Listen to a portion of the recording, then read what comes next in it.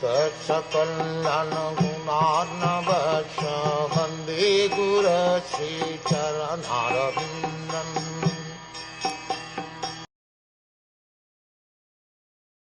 Thereafter, at the end of Kali Yuga, when there exist no topics on the subject of God, even at the residences of so-called saints and respectable gentlemen of the three higher castes, and when the power of government is transferred to the hands of ministers elected from the low-born Shudra class, or those less than them, and when nothing is known of the techniques of sacrifice, even by word, at that time the Lord will appear as the supreme chastiser.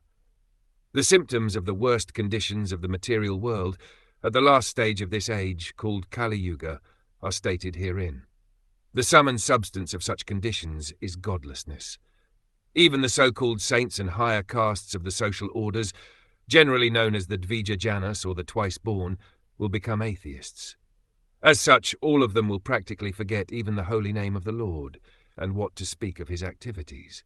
The higher castes of society, namely the intelligent class of men guiding the destinies of the social orders, the administrative class of men guiding the law and order of the society, and the productive class of men guiding the economic development of the society, must all be properly well versed in knowledge of the Supreme Lord, knowing factually his name, quality, pastimes, entourage, paraphernalia, and personalities. The saints and the higher castes or orders of the society are judged by their proportion of knowledge in the science of God, or Tattvagyan, and not by any kind of birthright or bodily designations.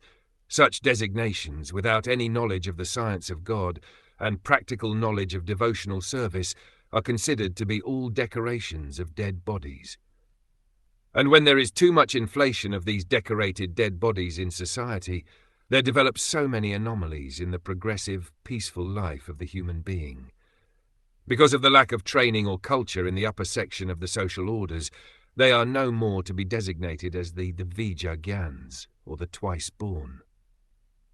The significance of being twice-born has been explained in many places in these great literatures, and again one is reminded herewith that birth, executed by the sex life of the father and the mother, is called animal birth. But such animal birth and progress of life on the animal principles of eating, sleeping, fearing, and mating, without any scientific culture of spiritual life, is called the Shudra life, or, to be more explicit, the uncultured life of the lower class of men.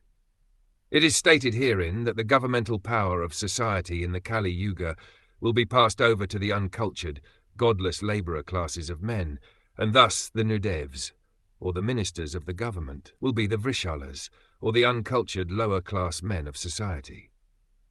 No one can expect any peace and prosperity in a human society full of uncultured lower classes of men.